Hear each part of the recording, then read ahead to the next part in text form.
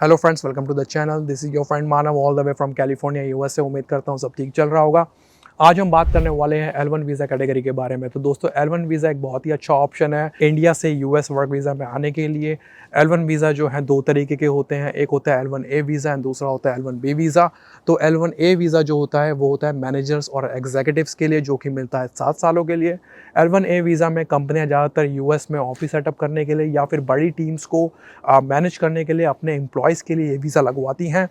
वहीं अगर मैं L1B वीज़ा की बात करूं तो ये उन लोगों के लिए है जो स्पेशलाइज नॉलेज रखते हैं अपनी फील्ड्स में, जैसे कंपनी की यूनिक प्रोसेस या इंटरनल सॉफ्टवेयर्स की नॉलेज, कंपनी की प्रोडक्ट एंड सर्विसेज या फिर कंपनी की रिसर्च एंड डेवलपमेंट प्रोसेस की डेप्थ नॉलेज। और हाँ, L1B वीज़ा में आप मैक्सिमम 5 साल तक स्टे कर सकते हो। अब बात करते हैं eligibility criteria for L1 visa. तो अगर आपको अपना L1 वीज़ा लगवाना है तो उसके लिए एम्प्लॉयर एंड एम्प्लॉय दोनों को कुछ कंडीशंस फुलफिल करनी पड़ती है। तो पहले बात करते हैं एम्प्लॉयर के रिक्वायरमेंट्स के बारे में। तो एम्प्लॉयर की रिक्वायरमेंट में एम्प्लॉयर की कंपनी का रिलेशनशिप यूएस की कंपनी या ऑफिस के बीच होना बहुत ही ज़्यादा ज़रूरी है। जैसे इंडिया की कोई कंपनी की पेरेंट कंपनी या फिर कोई ब्रांच यूएस में खुली हो, या फिर आपकी कंपनी और यूएस की कंपनी दोनों एक्टिवली बिजनेस कर रहे होने चाहिए। तो ये तो बात होती है हमारी एम्प्लॉय की रिक्वायरमेंट्स के बारे में। तो अब बात करते हैं एम्प्लॉय की रिक्वायरमेंट्स के बारे में। मतलब कि जो लोग ये वीडियो देखकर L1 वीज़ा लगवाने की सोच रहे हैं, मैं उनकी रिक्वायरमेंट्स के बारे में बात करने जा रहा हूँ। तो रिक्वायरमेंट नंबर 1 बोलती है कि एम्प्लॉय को अपनी करंट कंट्री, जो कि इंडिया या फिर कोई और कंट्री जिसमें आप रहते हो, तो वहाँ के ऑफिस में कम से कम 1 साल काम किया हो पिछले 3 सालों में। दूसरी रिक्वायरमेंट बोलती है कि यूएस में जो रोल आपको मिलेगा वो या तो मैनेजरियल या एग्जीक्यूटिव रोल होना चाहिए जो L1A कैटेगरी में आता है, या फिर स्पेशलाइज्ड नॉलेज का रोल हो जो L1B कैटेगरी में आता है। एंड ये दोनों कैटेगरी ही मैंने वीडियो के स्टार्टिंग में आपको बता दी थी।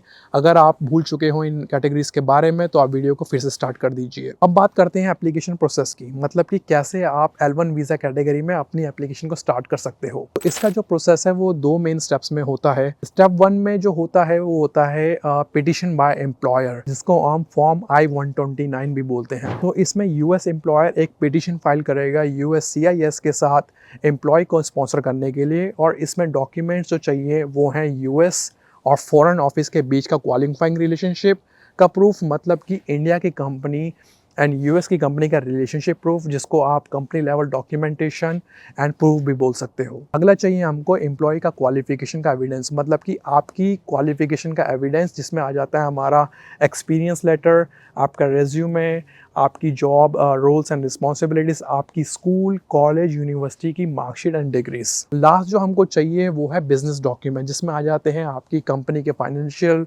रिकॉर्ड्स एंड आपका ऑर्गेनाइजेशनल चार्ट, जिसमें आपको अपना रिपोर्टिंग स्ट्रक्चर डिफाइन करना पड़ता है, जैसे कि आप एंड आपकी करंट डेजिग्नेशन, आपका रिपोर्टिंग मैनेजर, आपका मैनेजर का manager, general manager, account manager, CEO वगैरह वगैरह।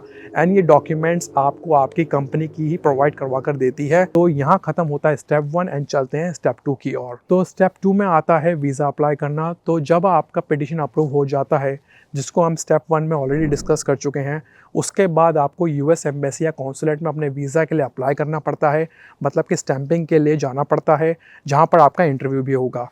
तो वीज़ा अप्लाई करने के प्रोसेस में जो रिक्वायर्ड डॉक्यूमेंट चाहिए वो है फॉर्म DS-160, जिसको आपको खुद भरना होता है एंड भरने का इंस्ट्रक्शन आपको आपका एम्प्लॉयर ही देता है। तीसरा आपको चाहिए वीज़ा अप्रूवल नोटिस, जो कि आपको आपका एम्प्लॉयर ही देता है। फोर्थ आपको चाहिए एम्प्लॉयमेंट वेरिफिकेशन लेटर, एंड ये भी आपको आपका एम्प्लॉयर प्रोवाइड करवा के देता है। बाकी रेस्ट ऑफ द डॉक्यूमेंट्स में आपको चाहिए अपने पर्सनल डॉक्यूमेंट, जैसे रेज्यूमे, एजुकेशनल सर्टिफिकेट्स, अपना बर्थ सर्टिफिकेट अगर आपके पास है तो, एक्सपीरियंस लेटर्स वगैरह वगैरह। तो दोस्तों, L1 वीज़ा की जब हम बात करते हैं तो आपने एक वर्ड बहुत ज़्यादा सुना होगा या फिर आगे चलकर सुन सकते हो, जिसको बोला जाता है L1 ब्लैंकेट पिटिशंस। तो ये वर्ड सुनकर डरने की जरूरत नहीं है। इसका मतलब ये है कि बड़ी मल्टीनेशनल कंपनीज एक L1 ब्लैंकेट पिटिशन फाइल कर सकती है, जो कंपनी को प्री अप्रूव करती है कि वो अपने मल्टीपल एम्प्लॉयज़ को यूएस ट्रांसफर करने के लिए अलग अलग पिटिशन फाइल ना करना पड़े और एक बैच में ही लिस्ट ऑफ एम्प्लॉयज़ का पिटिशन सबमिट कर सके। तो अब बात करते हैं कि क्या L1 वीज़ा अमेरिका से भी अप्लाई किया जा सकता है, तो हाँ बिल्कुल कर सकते हैं आप,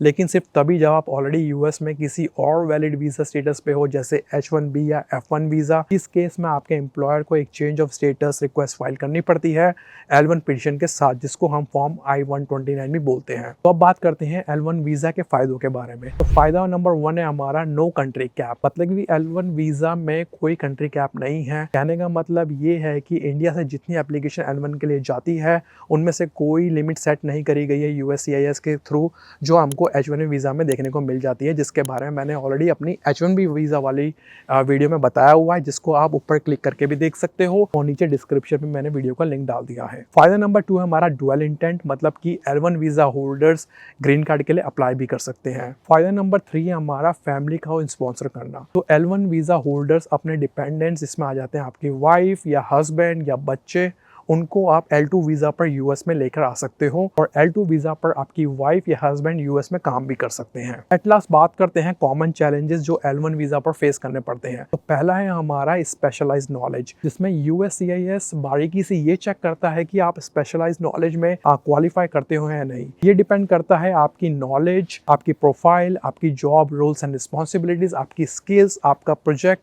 आपके इंटरव्यू के आंसर्स पर। और दूसरा है रिन्यूअल्स, मतलब कि वीजा एक्सटेंशन करवाने के लिए कंपनी को प्रूफ देना पड़ता है कि आप एलिजिबल हो जॉब के लिए या नहीं। तो दोस्तों ये थी full details about L1 visa. अगर आपको कोई क्वेश्चन हो या कोई आंसर हो तो आप नीचे कमेंट में ऐड कर सकते हो और मैं आपको रिप्लाई करने की पूरी कोशिश भी करूंगा। तो अब हम मिलते हैं नेक्स्ट वीडियो में, तब तक के लिए bye bye and take care, stay healthy and stay safe.